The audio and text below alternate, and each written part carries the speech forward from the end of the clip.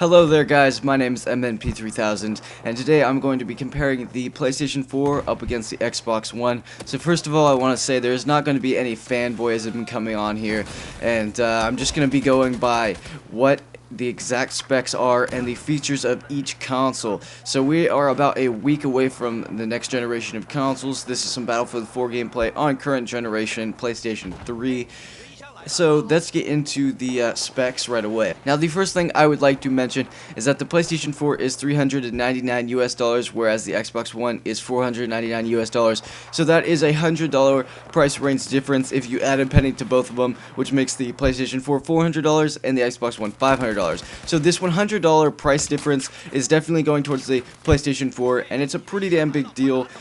Because most people don't have a whole lot of money, and this could be the reason why you either get the PlayStation 4 or get the Xbox One. So the next big thing PlayStation has an advantage on in this next generation of consoles is it is being released on the 15th, which is a week after this video is being made, and then a week after the PlayStation is released in America, the Xbox One will be released globally on the 22nd, and then a week after that the PlayStation will be released on Europe and Australia on the 29th. So the last thing before getting into the specs of both consoles will be the size comparison. Now I will be putting the PlayStation 4's complete size dimensions up on screen right now, and the Xbox One's right now. So comparing both of these, you will see that the PlayStation 4 is a much smaller console than the Xbox One. This isn't a huge deal, but again, it is better for the PlayStation 4. In my personal opinion, I'd rather have a smaller console, and it fits in most spaces and it looks really sleek,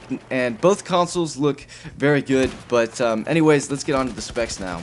So now digging deeper into the consoles, we're going to show off the specs compared to the PlayStation 4 comparing to the Xbox One. So both of these guys have a Blu-ray drive. Now it is rumored that the PlayStation 4 Blu-ray drive is more powerful than the Xbox One. This may be due to Sony owning the patent for Blu-ray.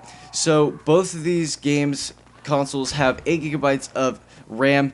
The only difference is the PlayStation 4 has 8 gigabytes of GDDR5 RAM, which is graphics RAM. We don't usually see these in PCs, so it's going to be something that a game company like Naughty Dog is going to definitely be able to take advantage of, and blow the shit out of the water on the Xbox One with its 8 gigabytes of DDR3 RAM, which we have seen in both current generations of consoles. So this RAM is older, and it's not going to be able to live up to what the PlayStation 4 is offering. So both of the next generation of consoles are sporting an octa-core chip or CPU. The difference here being that the CPU on the PlayStation 4 is the AMD Jaguar, and Microsoft's choice is a custom CPU. So onto the GPU.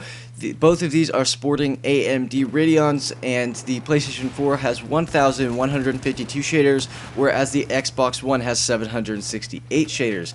Now, the peak GPU shader output is 1.84 teraflops per second on the PlayStation 4 and 1.31 teraflops per second on the Xbox One. So again, PlayStation 4 taking advantage of its hardware and coming through with a win on everything so far. Now coming to memory and storage, this is where it gets really interesting. Now the PlayStation 4 and the Xbox One both have 500 gigabyte hard drives.